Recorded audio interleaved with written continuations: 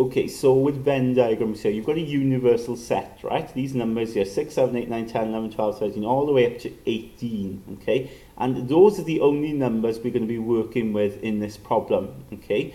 So it says complete the Venn diagram, but it talks about these two different sets, okay? So let's start off with set A, right? Now set A, okay, we can write, now if you remember, we've discussed this in class where you do these sort of squiggly brackets to represent the sets. I'm not very good at drawing them, but that's my attempt there, okay? And what we're going to do now, before we start filling this in, we're going to write down what belongs to set A, right?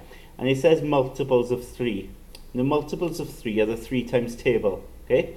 So if you think about it, 1 times 3 is 3, 2 times 3 is 6, 3 times 3 is 9, 4 times 3 is 12, 5 times 3 is 15, 6 times 3 is 18, 7 times 3 is 21, and so on, right? That's the multiples of 3, the 3 times table, okay? What you get when you multiply by 3. Now, what you've got to be careful of in this set is to only write values that are occurring in this universal set here. So 3 is out of the question, right? You'd ignore 3 because it's not in the universal set. All of these are in there, aren't they? But it stops at 18, okay? 18 is the highest, so then you ignore them. So our universal set will mean that we take these numbers to be multiples of 3, okay? Set B then will be multiples of 4, okay? So multiples of 4, if we think 4 times table, well 1 times 4 is 4, 2 times 4 is 8, 3 times 4 is 12, 4 times 4 is 16, 5 times 4 is 20, and so on, right? I can stop. You only have numbers that are in this set. Now, of course, 4 is no good because it's not in there, right? Lowest number is 6. 20 is not in there, okay? Because the highest number is 18. So you just got these numbers here, 8, 12, and 16, okay? And then we've got set A and set B. All you've got to do then is fill this Venn diagram in, right? This circle here represents all the multiples of 3. This circle represents all the multiples of 4 because they call them set A and B.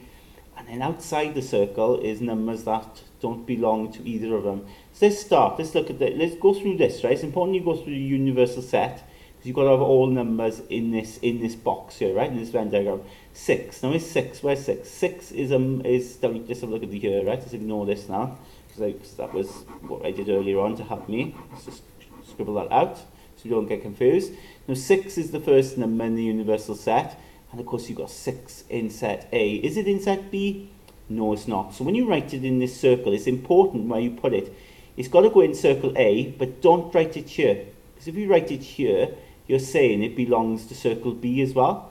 Circle B overlaps circle A, so you'd be inside circle B, wouldn't you? But 6 is not in. 6 is not in circle B, okay? It's not in the multiples of 4. So you've got to write it here. Okay, that's really important. So we dealt with 6. Let's cross it off. 7. Is 7 in either list? 7 is not in either list. So 7 doesn't go inside either circle. Let's write it outside. Doesn't matter where, as long as it's in that box. 8. Is 8 in there? Well, 8 is in B, isn't it? Okay, just in B. It's not in A. So 8 will go here. 9. 9 is in set A, look, but it's not in set B. So 9 will go here.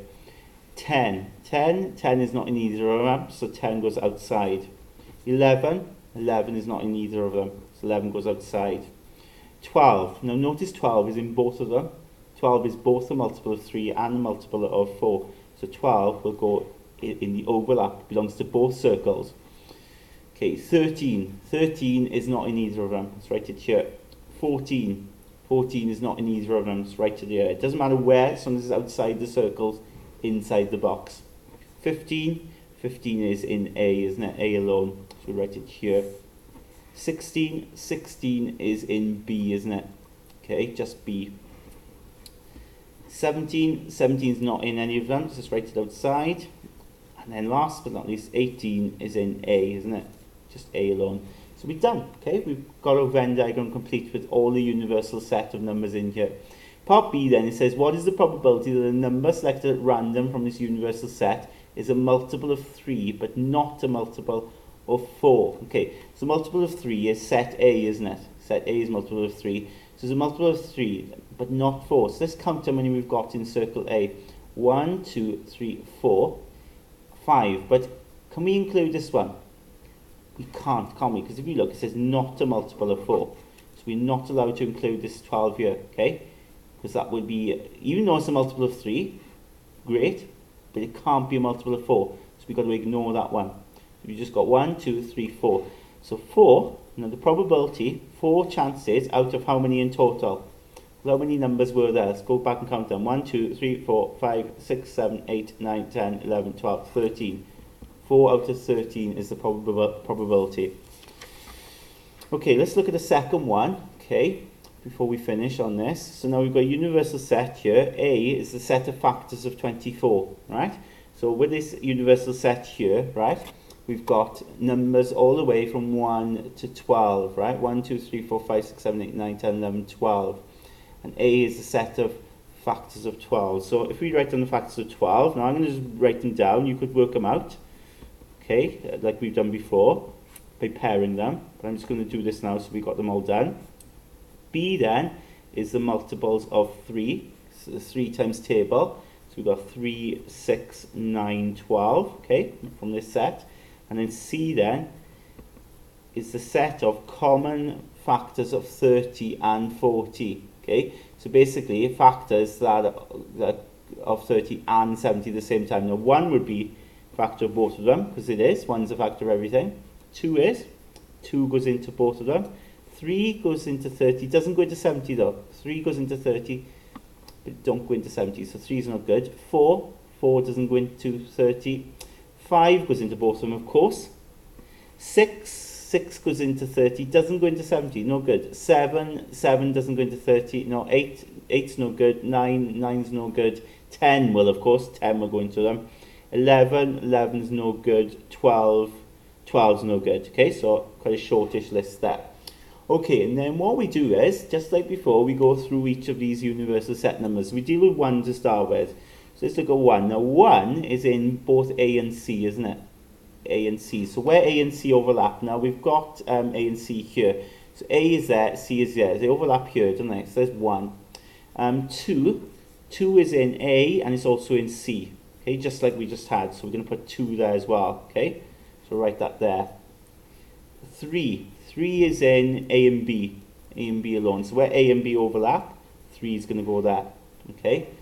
4 is in A and it's not in B, it's not in C. So 4 is just going to go in A alone, okay, where there's no overlap with B and C. 5, just C, isn't it? Just C, 5 is going to be, that's down here. 6 is A and B overlap, yeah, in both A and B lists there. 7, it's not in any list. So 7 is going to go outside. 8, it's in A, it's just in A, isn't it? So 8 here. 9, it's in B, it's just in B. 10 is in C, just in C there. 11 is not in any of them. 12 is in A and B. A and B, so where A and B overlap here. And notice there's none here, where there isn't a number that's in all 3 groups. Okay, if there was a number that was in all 3 groups, you'd put it in the middle where they all overlap. But there's none there, so you just leave it. And the same here, there's none overlapping with B and C, so you just leave it, and we're done.